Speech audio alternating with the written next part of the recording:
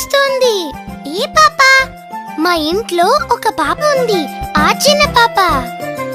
మా ఇంటిలోన ఒక చిన్న పాప ఉన్నది, ఎత్తుకోకపోతే మరి కోపమొస్తుంది. కోపమొస్తే పాప ఏం చేస్తుంది?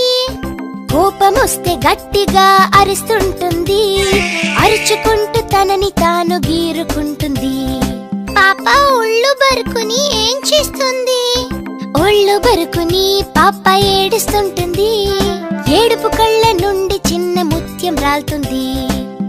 అయ్యో, పాప ఏడిస్తే అమ్మ ఏం చేస్తుంది? పాప ఏడుస్తుంటే అమ్మ ఏడుస్తూ వచ్చును. అయ్యో పాప అనుకుంటూ ముద్దు ఇచ్చును. ఇప్పుడు తెలిసిందా పప్పు, పాప ఎందుకు ఏడుస్తుంది అని? అమ్మ కోసమే కదా. పాప పట్టిన మొండితనం సార్థకమైనది, మొండి చేసి ఏడ్చినదంతా అర్థమైనది.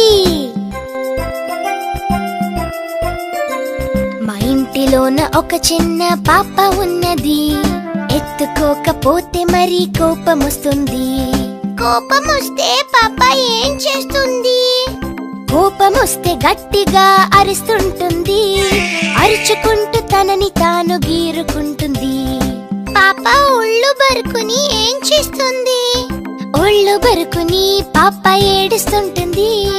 ఏడుపు కళ్ళ నుండి చిన్న ముత్యం రాలుతుంది. అయ్యో, పాప ఏడిస్తే అమ్మ ఏం చేస్తుంది? పాప ఏడుస్తుంటే అమ్మ ఏడుస్తూ వచ్చును. అయ్యో పాప అనుకుంటూ ముద్దు ఇచ్చును.